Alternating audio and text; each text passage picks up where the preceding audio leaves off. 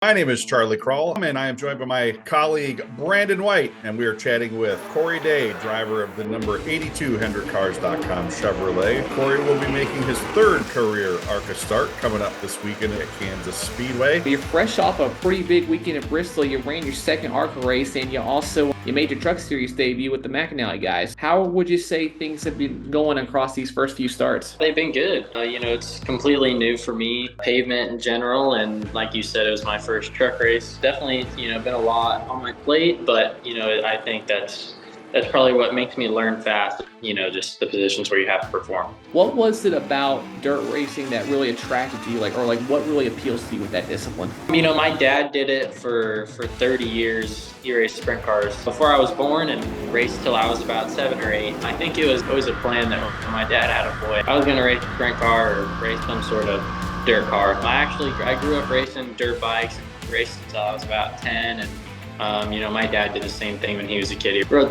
flat track motorcycles, AMA stuff. I did that when I was a kid, and I got hurt when I was 9 or 10, and my mom was with my dad for all those years when he raced sprint cars, but not motorcycles. So she said, if you're going to keep racing, it's time for a cage. So ran an outlaw kart for a couple races, and then we ended up moving to the Central Valley, and micro sprint racing was really strong there. So raced micros for 4 years, and then this year is my 4th year in a sprint car. You've had success in dirt racing across a whole bunch of disciplines. What was it that really made you want to branch out and try NASCAR and stock car racing? When Jeff Gordon calls you and said he wants you to try some stock car stuff out, you're not going to say no to him. I've said this in multiple interviews. I never thought that the NASCAR thing was going to be an option for me, because kids nowadays my age are bringing millions of dollars to go drive these things, and my family just doesn't have that. We had enough money to dirt race for a few years, and I was lucky enough to get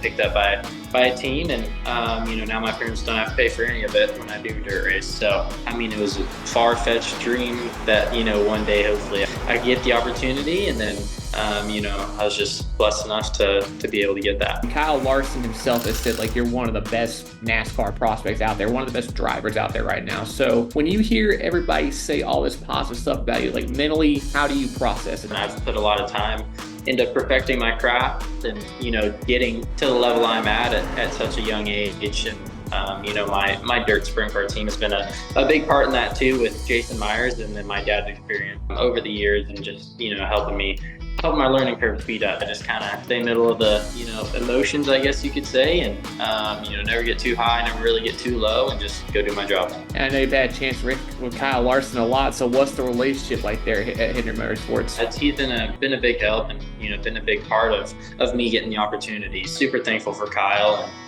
everything he's said and done for me. The two tracks you've been on, Salem and Bristol, very similar to each other in a lot of ways. So what would you say you've learned from those races, and what are some things that you'd like to improve on? I think just learning the boundaries of the car, both cars was a big thing. Salem was pretty easy for me because it was, you just run the top, and there's new concrete patches in 1 and 2, so you almost connect the dots like you do when you're searching for grip in a dirt car, and then in 3 and 4 you just rip the fence. So Salem was, I think probably one of the best choice for my first race. Bristol was definitely different than Salem with the way, we had to run the bottom and the way it rubbered in and everything. I think if there's anything I need to work on, it's probably my restarts, and that's just a big thing when you don't have pace you have, on a normal lap. Your lift point's different, and I guess I don't really know the limit of the car there, and definitely didn't want to go over the limit, and on a restart, if crash, you end up crashing a lot more people than just yourself. Kansas is the largest track you've tackled so far. How are you approaching that race in particular compared to the short tracks at Salem and Bristol? Just gonna,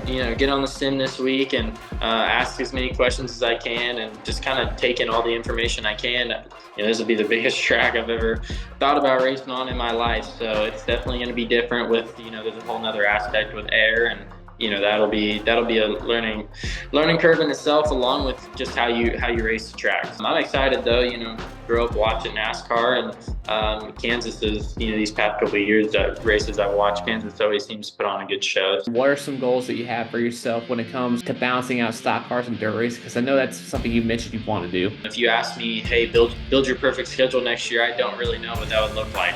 I'd have to probably go look around and see what the dirt racing side is gonna have in store for next year, because we're in a time where dirt racing is changing a lot, schedule wise and money wise and car wise, and everything's kind of changing right now. So I'm not too sure what I would do and what I wouldn't do on the dirt side. And I think it'll be up to these Hendrick guys to decide what they want me to do for all the pavement stuff. I'm sure that whatever they have me do, I'll have fun and hopefully learn a lot. What are some goals you have for the stock car side? For now, it's just finish every single lap of every single race. I was running for second there at Salem, and I felt really, really good all race, and ended up crashing. And you can't learn if you crash out of the race. So I think that if I can just finish all the laps, the finishes will end up coming along with that.